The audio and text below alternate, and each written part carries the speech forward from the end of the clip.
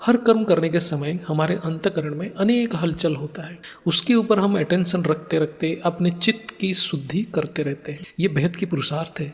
यदि हम कहीं बिना कर्म के बैठ जाएंगे तो हमारा मन व्यर्थ संकल्प में लगेगा या बुद्धि सुसुप्ति में चला जाएगा। बहुत आत्मा सुसुप्ति अवस्था को योग कहते हैं, लेकिन सुसुप्ति योग नहीं है। योग में बुद्धि जागृत और शुद्ध होता है, सुसुप्ति में बुद्धि विश्राम लेता है। इसलिए बहुत आत्मा कहते हैं हमें योग में शांति मिल रहा है, लेकिन वो समझ नहीं पाते हैं वो सुसुप्ति है, परम शांति नहीं है। बुद्धि की सुसुप्ति अवस्था भी बहुत आरामदायक है, उसी को आत्मा शांति मान लेता है। बुद्धि की सुसुप्ति अवस्था में मन अहंकार में विलीन होता है और इंद्रियां निष्क्रिय हो जाता है, और अहंकार जड़ शरीर और संसार की अभाव में बुद्धि में विलीन हो जाता है। ये एक प्रकार आत्मा की नित्य प्रलय है। नित्य प्रलय और योग दो अलग अवस्था है। यदि आत्मा ज्ञान में पक्का नहीं है तो बैठ के योग करने के समय में सुसुप्ति को प्राप्त होता है या स्वप्न में लीन हो जाता है, अनेक दृश्य में लीन हो जाता है। इसलिए यहाँ कर्मयोग को बहुत महत्वपूर्ण कहा गया है।